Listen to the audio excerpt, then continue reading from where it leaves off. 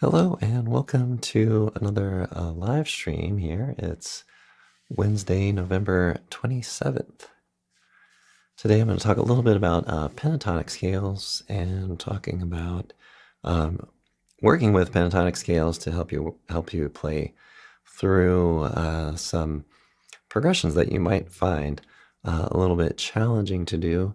And so the pentatonic scales can offer a maybe an accessible way to work some of these things, and so we'll talk about that. We'll talk about some pentatonic scales that you probably already know, and then talk about altering some of those to adjust, and also taking things that you know, maybe using them in a different way. So hello from Brazil. Thanks for joining. Thanks for being here. Appreciate it. Well, let's take a few chords here. So let's say we have D minor 7 flat 5, going to G7, maybe we'll alter it, and then ending up on C minor. I'll keep it real simple here. C minor. A couple things to keep in mind. We have modes of pentatonic scales, right? So that's something to be aware of as well.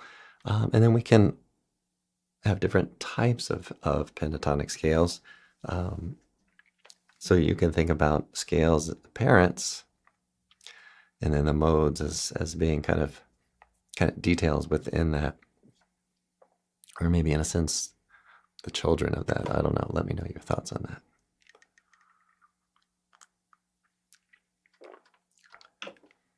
Apologize for the scratchy voice.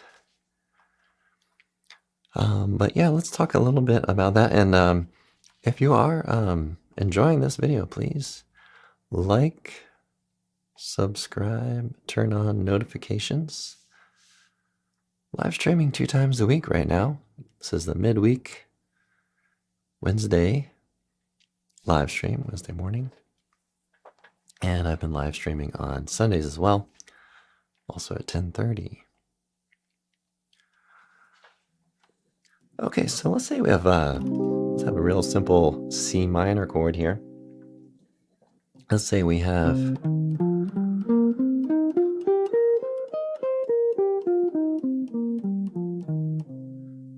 C minor pentatonic. So I think most folks know that one. That could be taught in your very first guitar lesson, although it's probably A minor pentatonic, but kind of the same relative thing, C minor pentatonic. So first of all, I want to talk about changing that up into a different type of scale, which we can call the minor 6 pentatonic.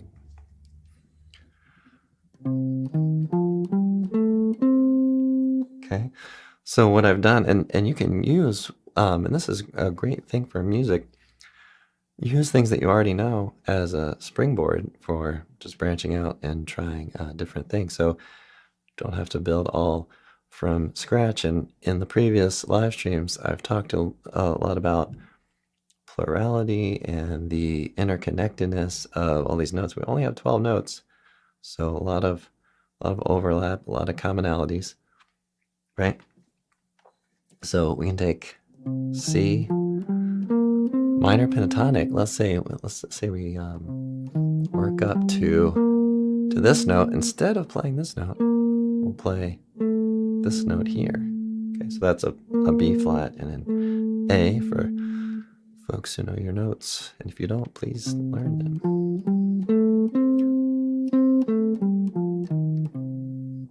Okay, so this is really nicely compatible with C minor 6, right?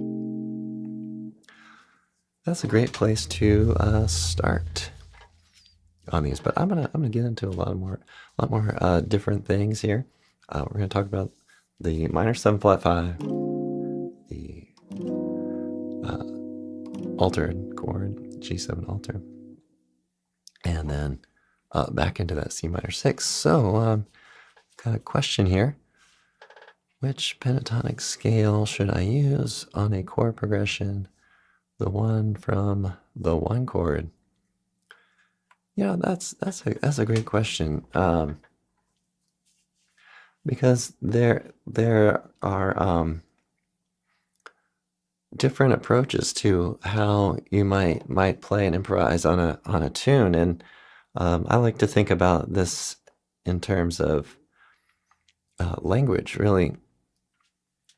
So you could play, the pentatonics are great for this. Play just one from the 1 chord of the chord progression you're doing, and it's gonna work pretty effectively, right? If you play C minor pentatonic on a C minor tune, a lot of the time it is gonna work. But when you're speaking, you can just kind of generally speak about the tonality, but you can also get really specific with the detail of a progression, and you can use individual pentatonics to really dial in and spell out certain progressions. So that's what we're going to talk a little bit about here today. But picking the pentatonic from the 1 chord would be a kind of good go-to starting point for sure.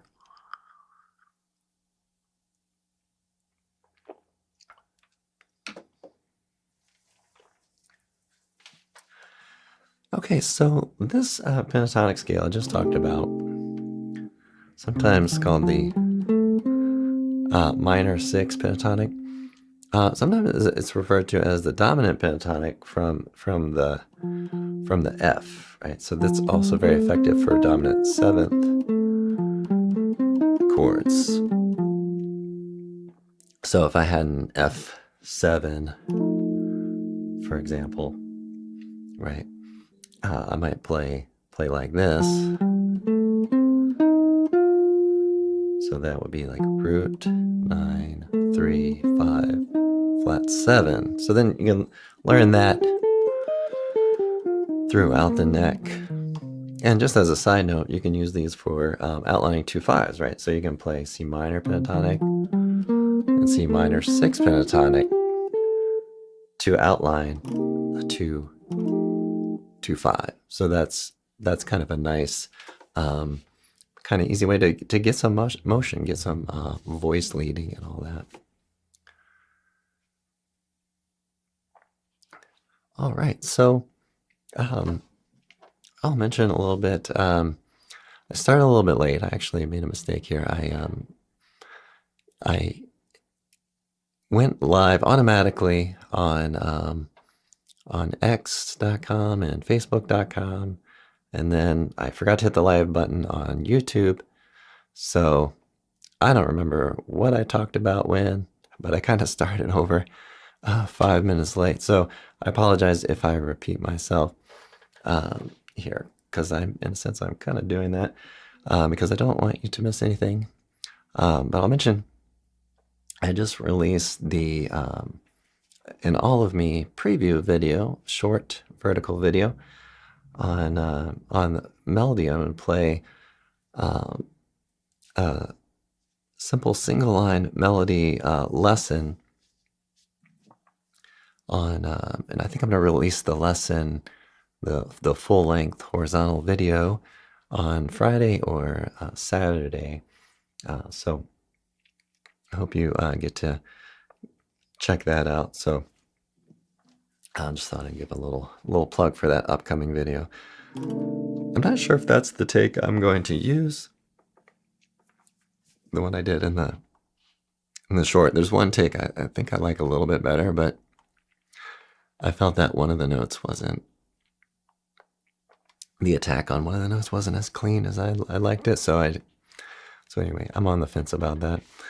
But anyhow, I'll have that video Friday or Saturday of this week. So looking forward to that.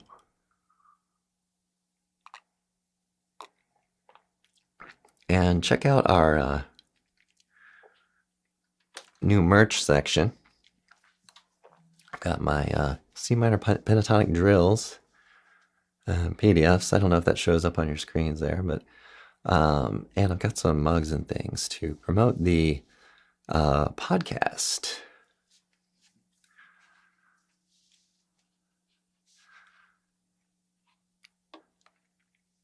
All right. To play Fluff by Black Sabbath. I can't play that right now, but you're welcome to check in on a private lesson. I do rock tunes, and so if you're interested in that, check out the description down below. But this podcast is going to mainly be geared at improvisation. So I want to keep folks on the theme here today. But thanks for writing in, appreciate it. Okay, so we've got some options here, right, for C minor. So let's say we're in the key of C minor,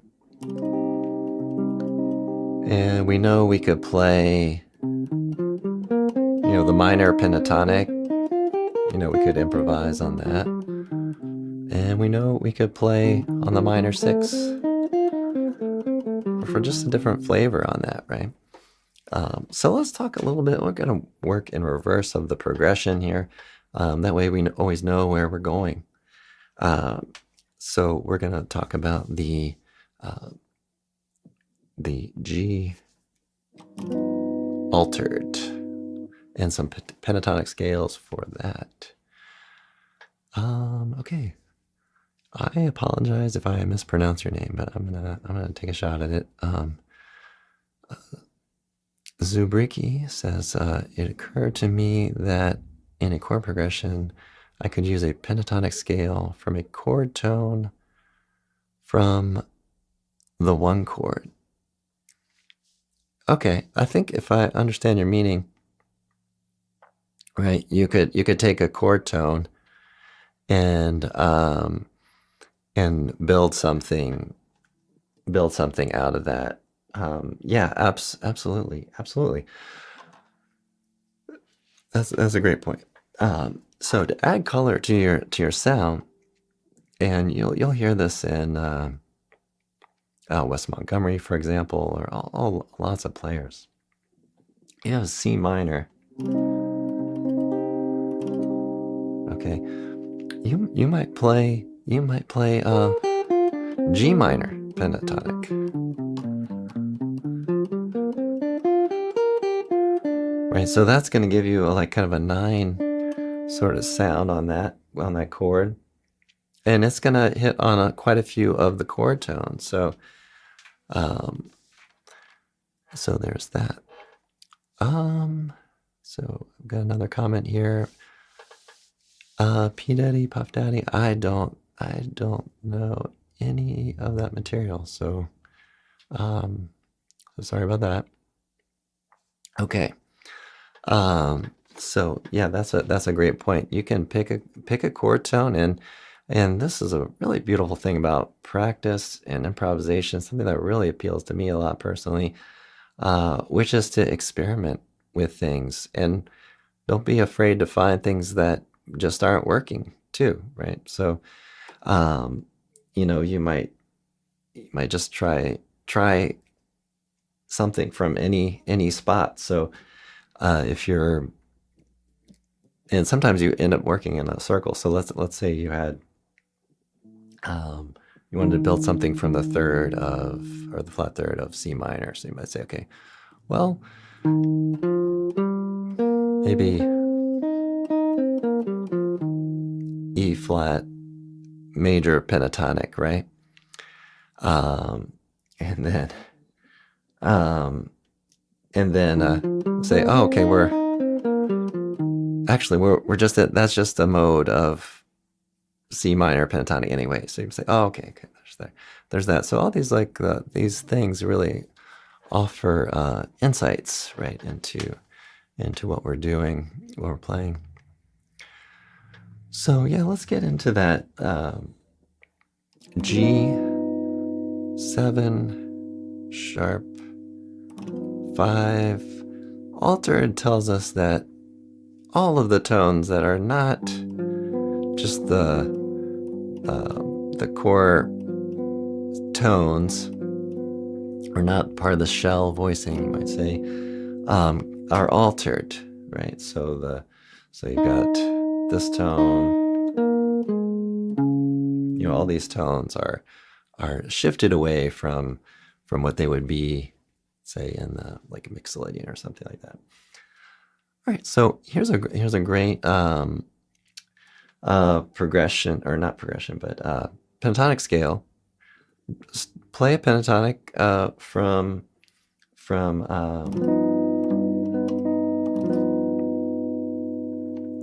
here on the let's say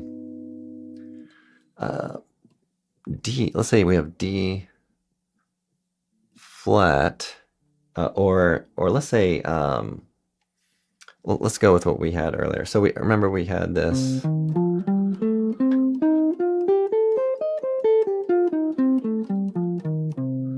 We call that the C minor 6 pentatonic. So if we take that, we move it 1, 2, 3, 4 frets down, right?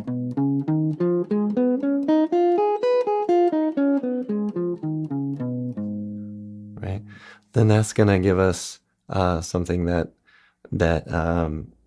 is connected, shares tones, right, with the G altered scale. So again, we're getting back to all these scales.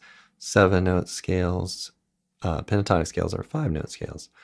So it would be like the altered scale, but with 2 notes removed, right? So when you're playing, you could say, okay, well, I'm going to go from this chord, G7 sharp 5, and I'm going to go to this chord, C minor 6. Right, so then you take that A flat minor 6, and you'll go up 3 frets, or not 3 frets, 4 frets, sorry. Now the trick on guitar, so guitar is really, that's one of the easier elements of the guitar, is the movability, the transposition of the shapes and the relative nature of things. As you dig deeper into the instrument, and I think this comes out of a desire of having some sort of smooth lines and coherent phrases, is that it will sound a little disjointed, right? If you go,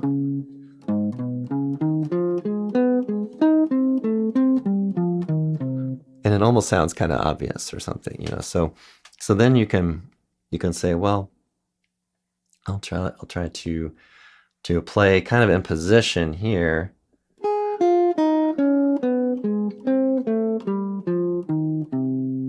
And then you end up playing the same scales, but you're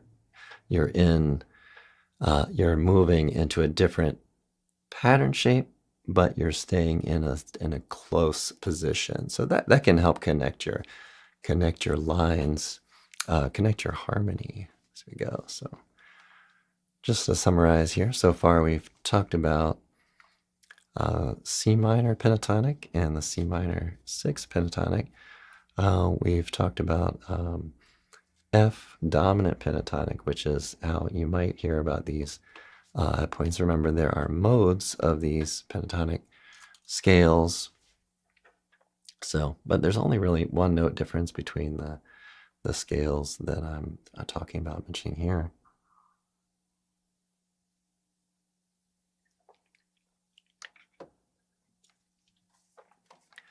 So next up, we'll talk a little bit about the D minor 7 flat 5. D minor 7 flat 5. What we might do to use pentatonic scales on that. All right, let's have a check-in on the liking and subscribing, if you would. Really does help out the channel, providing hopefully high quality, hopefully you agree with me, content. At least that's my goal, to bring you good video and audio and content as well, advice on practice and help in getting better at guitar. And just recently started to help some folks with their audio production. And so if you are a YouTuber, podcaster, and are interested in consultation on how to get audio and video up on your channel, or just audio, or need some mixing and mastering services that are geared towards small content creators, let me know. You can visit my website, jimellsguitar.com. Fingerstyle. Yeah, let's take a little fingerstyle break, and then we'll come up again on the D minor 7 flat 5. All this kind of heavy detail content on the pentatonic scales can strain the brain, right?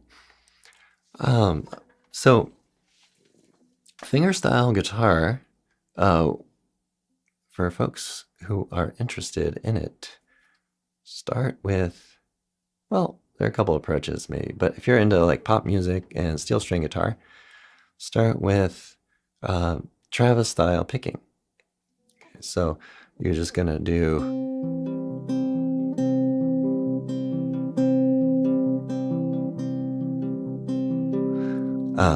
that kind of pattern, da da da da da da da da da da da da, and there are variations on that. One great tune is Dust in the Wind, which, as the story goes, as I know, as far as I know, it was a fingerstyle exercise that guitarist was working out and warming up with, and they ended up turning that into a really big hit tune. So you never know where things can lead, I guess. Okay, I've got another question. When you're playing a solo, do you try to emphasize the root of the chord progression in your phrasing? You know, you can, but I would actually recommend that you don't, because there's not a lot of, in a sense, sound in the root note.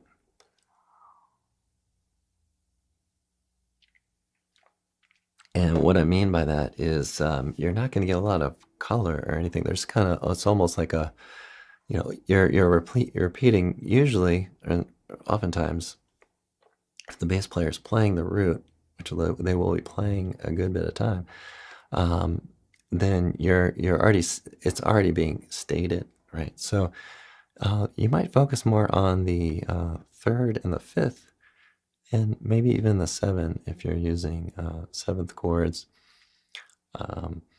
But that raises a whole um, great concept that you can spend your whole life working on, which is um, what note do you want to emphasize? Do you want to emphasize a non-chord tone? Because that's perfectly valid. Do you want to create a phrase that ends on a non-chord tone to sound incomplete or like a question? And then end your next phrase on a chord tone. Emphasize that to create some resolution. So yeah, that is a great question, and one that I think we all continue to study throughout our playing uh, our playing careers.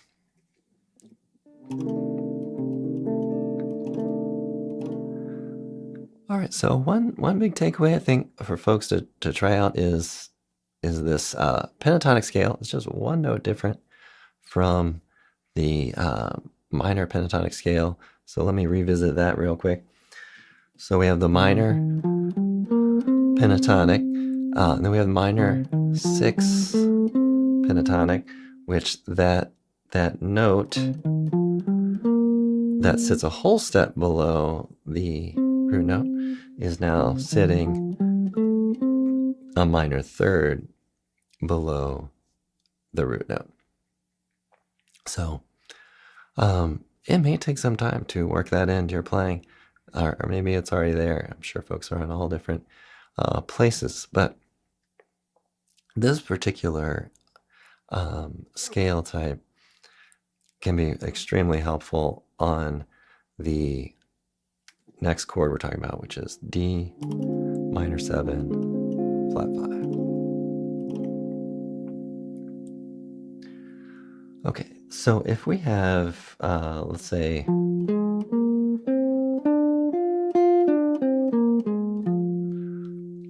F minor 6 pentatonic, we take a mode of that starting on the D.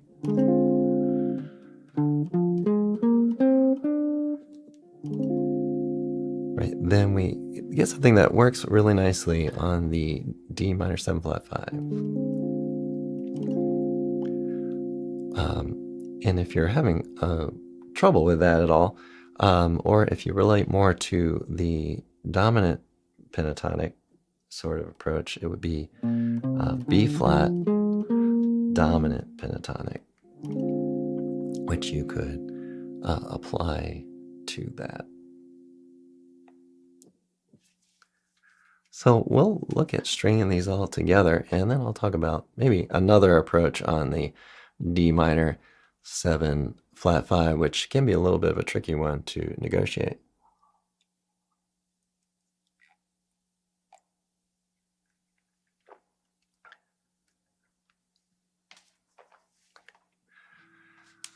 All right, I'll mention too, I have a member site which I have in development here. I'm hoping to have that all ready starting in January of 2025. So about a month or so away from that date.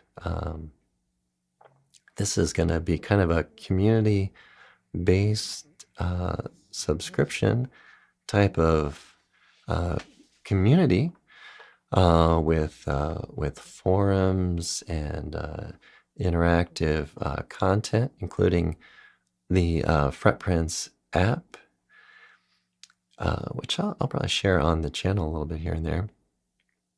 But it's an interactive guitar neck that spells out chords and scales, as well as workshops and live streams and video content.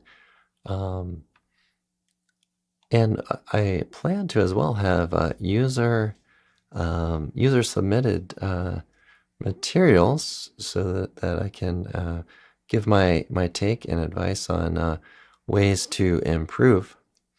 I have to say, one of my guitar students has just started uploading music to Facebook, and I was listening to his tracks, 3 tracks, earlier today, and really, really impressive. So, and a lot of our sessions had to do with me listening to him and giving feedback and advice, and he just would run with it. And so I'm just seeing such huge value uh, in that. That I think that's going to be a really key part of this new membership site. So if you're interested in that, check out fretprince.com and join the newsletter so that you can get updates on that and get you signed up. All right, so D minor 7 flat 5. Okay, G7 altered. We're working with this progression.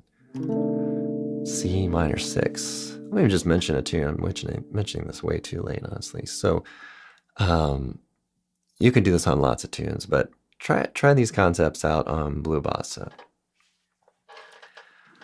All right, so let's say you have that I think we talked about the F minor 6 pentatonic,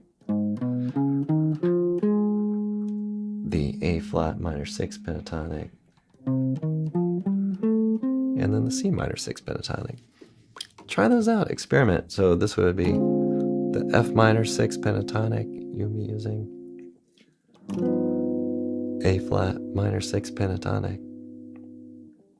and the C minor 6 pentatonic. And then once you feel good about all those, try to work those into your playing to a level where you can take them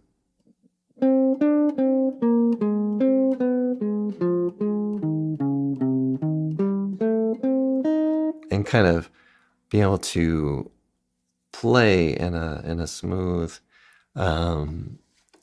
voice leading kind of motion on that. So, all right, everybody. Well, I am going to wrap things up in a few minutes. I have to give a special thanks to Zubricky for writing in, and I got a lot more comments that I didn't see here. Sorry about that. With your questions, I appreciate it. They're all really right on topic, so that is much appreciated. Now I've got this thing in my way, so I can't read anything. But as I'm figuring this out, I'll mention I am follow me on x.com, formerly Twitter, and Facebook, all at Fretprince. All right, William Downey. I'm sorry, I missed these earlier. I don't know why I didn't scroll down. Says hello. Hello, William. Good to see you. Play any Metallica track? Well, this live stream is mainly on kind of improvisation. But I have taught tons and tons of Metallica tunes to private students, so you may check that out if you're interested. I'm sorry, I'm just reaching your comment now, William, because you may have taken off at this point. But thanks for checking in. Thanks for dropping in again today. Appreciate it. Okay. Sunrise Sounds says strings are broken. Plectrum's also broke. Wow, okay. That's too bad. Play Autumn Leaves riff. Autumn Leaves. Okay, well, maybe I'll leave you all with that. Today I'll improvise a little bit on Autumn Leaves. I'll mention that I do have chord melody video on Autumn Leaves on the channel. So check out that arrangement on the channel. I'll improvise a little bit on Autumn Leaves.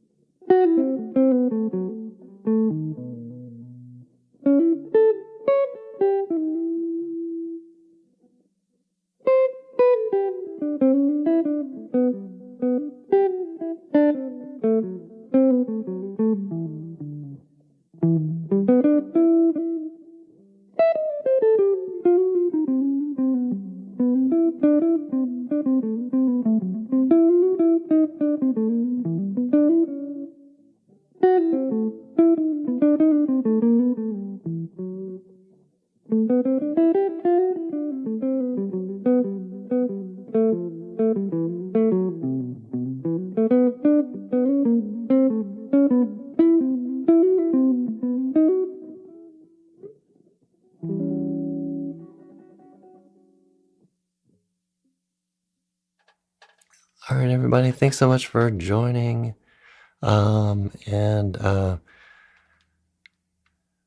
Thanksgiving theme, Dave Brubeck. Oh man, yeah, great suggestion. I'll have to I gotta get a video together on that, don't I? Okay. So let's see. All right, everybody. Well, I've got to head off for today, but thanks so much for joining. As always, great to see everybody. Please help out the channel. All interactions really help out the channel. So any liking, comments, commenting on other folks' comment, answering questions, asking questions, all those things are really incredibly helpful. And so thank you again for all that in advance. And I will see you all in the next one. Have a great practice session.